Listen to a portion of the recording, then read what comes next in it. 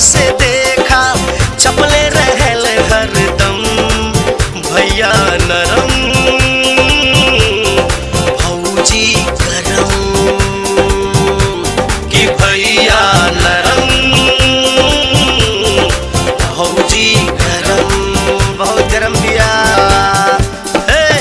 आवा हो आवा है हाल तनी देखा, भौजी के प्यार के कमाल तनी देखा।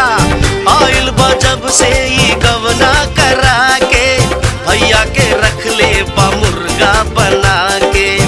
अपने हुस्न के जादू से देखा, चपले रहल हरदम भैया नरम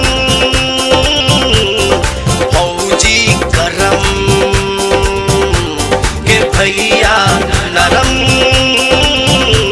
अरे भौजी गरम दिया रे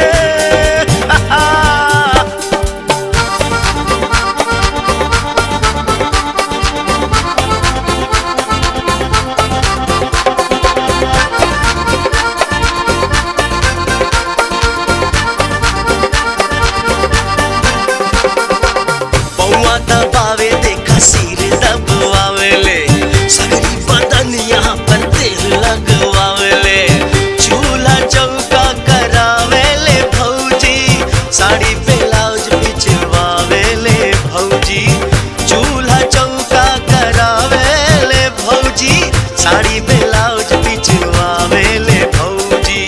कौना हाल बताइए भैया, कौना हाल बताइए भैया, भारी मुसीबत आई ये भैया।